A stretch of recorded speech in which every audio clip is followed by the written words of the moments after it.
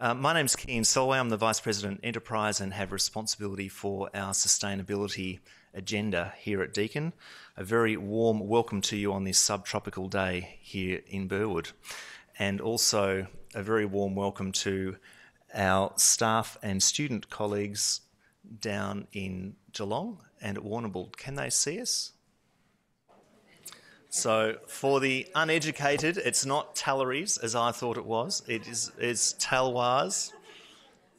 We are bringing style to the substance here at Deakin, even in the way we pronounce this. So on World Environment Day, here we are for the launch of the Talloires Declaration, which is an action plan for incorporating sustainability and environmental literacy in all aspects of university life around the globe.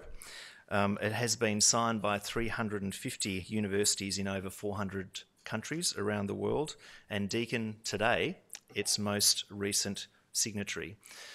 So I will welcome a little later our special guests who will speak to us today, Professor Jane Den Hollander, our Vice-Chancellor, Geoffrey Westcott, Jane McBurney and Anthony Randell, our student representative, and I'll come to those special guests in just a little while. So here we are. I hope we're all connected. And without any further ado, I will now introduce our Vice-Chancellor, Professor Jane Den Hollander, who we all know. It's very nice to be here. I begin by acknowledging the Indigenous owners of the land, and because I'm saying hello to Geelong and to Warrnambool, we acknowledge the Indigenous owners of all of our campuses, so the Wathaurong, the Wurundjeri and the Gunditjmara people of the Kulin Nations, and we pay our respects to them for their care of the land. And we absolutely do that this week. The week after Sunday, which was the 20th anniversary of Mabo, and the wonderful change that we had in this country only 20 years ago, and recognition of the ownership of the land by the Indigenous people. But we also acknowledge that there is still much to be done, and that all of us Australians who live in this country, Indigenous and those of us who are not First Nations people, must do something to make sure that we honour the tradition of a brave leader and a man who set out to change the way the world is. And he did. And I hope we will follow in that tradition. And so thank you very much, everyone, for coming. I say a very formal welcome to Geelong. It was Siberia when I left there this morning. I hope it's improving. And I absolutely say hello to Warrnambool. It's definitely Siberia down there, I'm sure. The icebergs are probably making their presence felt at some point. But it's wonderful to see that we've had a whole month's rain in one day. And so the sun could break out for a few days while we enjoy the wonderful state that we live in. So over the last few years, sustainability has moved from an optional position of a nice-to-have focus on energy efficiency and feeling good about recycling the odd bit of paper to being a mainstream imperative for all institutions, large and small. The global trend, not least in Australia, with its intention to introduce a carbon tax, is for sustainability to impact on every aspect of our business, our university business.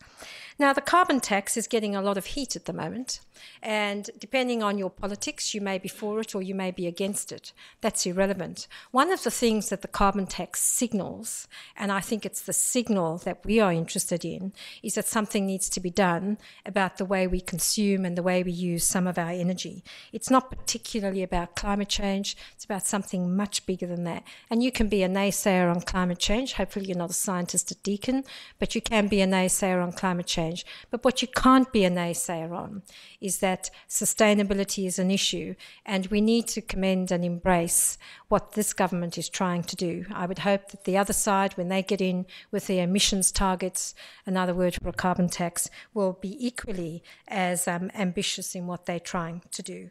But for us, sustainability is the game, and it impacts on everything we do. Curriculum design, our workplace, in terms of the health and the enjoyment we have in what we do, on our capital works and the kind of buildings we have, on our transport. I've just been talking to our new transport officer about connecting the bicycle paths of Warren Ponds out into the community so you can cycle all the way to Warm Ponds campus from wherever you live in the wider Geelong area without having to dice with death or do anything. That's real sustainability, connecting the bits together.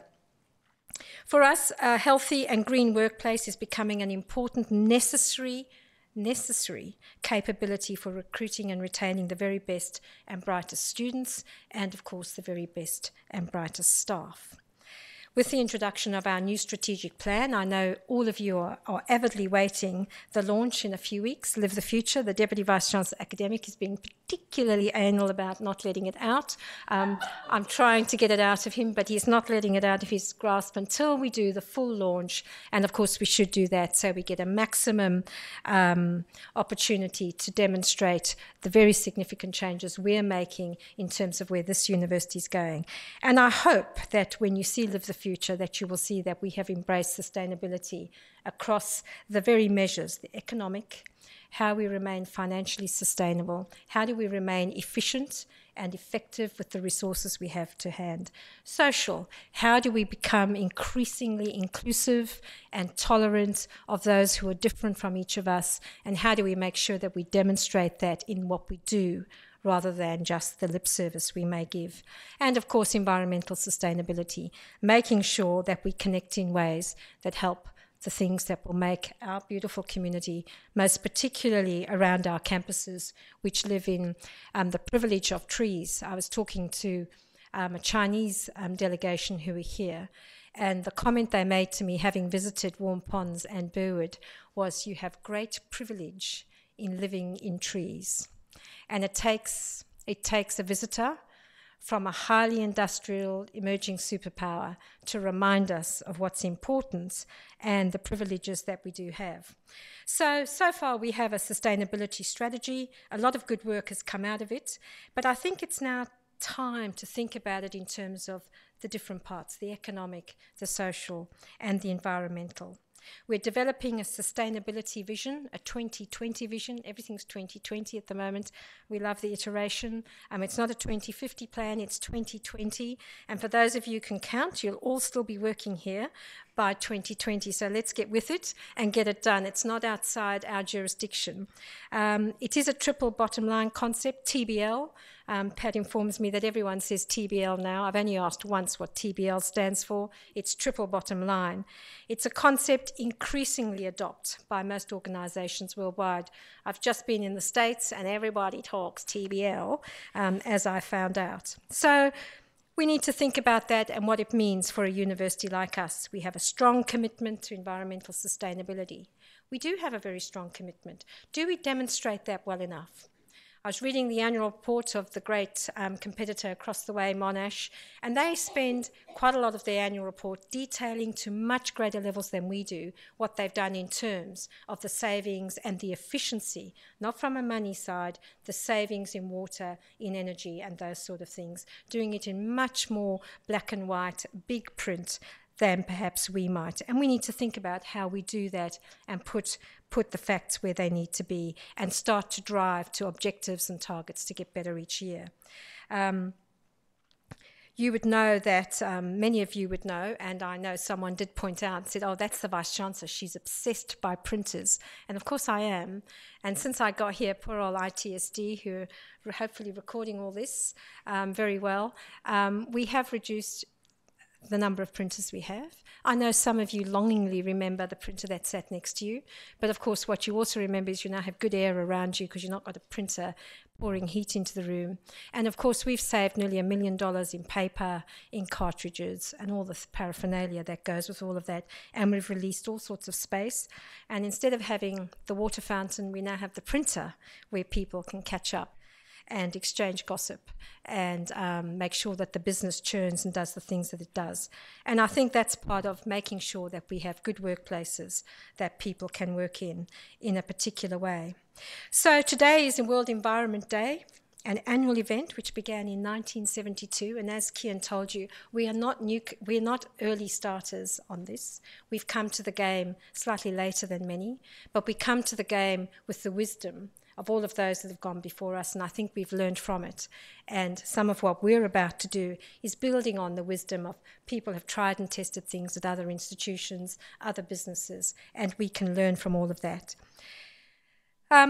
It's therefore, I think, especially appropriate that because it's World Environment Day, that we sign the Talloires Declaration today. And yes, I agree. Why have they called it why don't they just write it as Talloires? Because wherever you go, people say Talloires. They certainly in the US, where I was, and I was talking about what we were doing, and this came up because it was in my diary, and I mentioned, someone said Talloires, and I said, oh, some people call it Talloires. Oh, he says Talloires. I understand. So it is interesting. We stayed with the French, and that's fine. But the Talloires Declaration is named for Talloires in France, where in October 1990, the presidents of Tufts University convened the meeting of 22 presidents to voice their concerns about the state of the world, and they created the document that you all know and many of you have brought to our attention over the last couple of years. What are the actions that universities in the world and universities connected in the world can do to help the world have a sustainable future? So it's not a thing that we're doing independently. We do this as part of a matrix, as part of a network, and as part of a connectivity of people who believe that these are good things to do because we all benefit, the sum of the parts being greater. In signing this, we're now joining 430 universities from over 40 countries, and we're the 21st Australian signatory as of the February the 12th. Now, there could be more than that, but that was the numbers then. In signing this declaration, we are affirming that as an institution of higher education concerned about the state of world environment and the advancement of sustainable development, we will, and this is the hard bit, work hard to promote actions that will achieve a sustainable future. So this is not an MOU where you sign and wait and see what happens. We are actually signing a declaration that commits us to doing things of which there will be outcomes which must put us in a better place than we are now. We are agreeing to support environmental citizenship at all levels, from the Vice-Chancellor up or the Vice-Chancellor down, depending on how you look at the pyramid, our senior managers, our administrators, faculty staff, and of course our students, one of whom we have here. And I do note that the DUSA President, Tony, is somewhere in the room as well.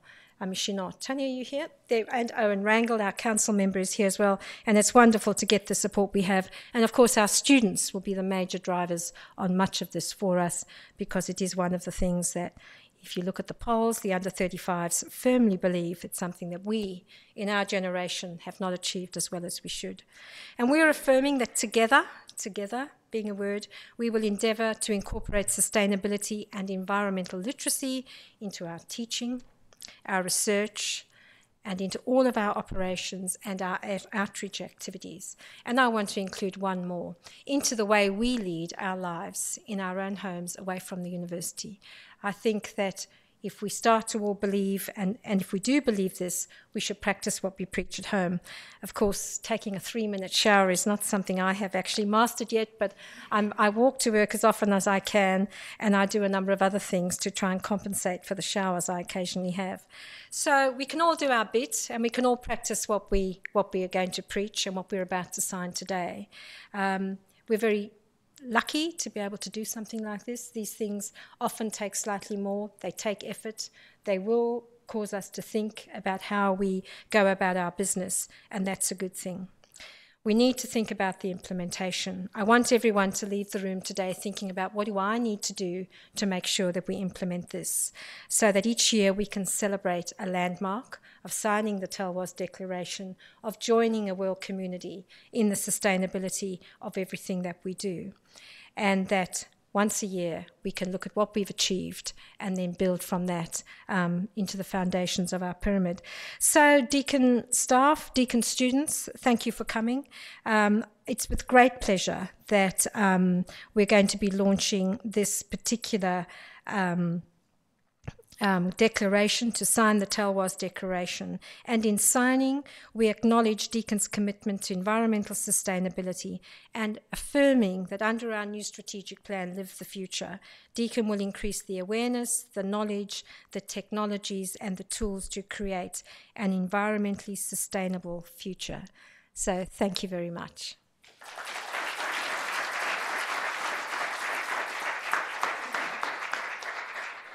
Thank you very much, Jane. And before you sit down, I might just get you to sign it, just so we all know that she has. Okay. Which one do you want me to sign? Do you want me to look up, do you? Now, how am I going to look up and sign? There we are. I'm looking up. Okay.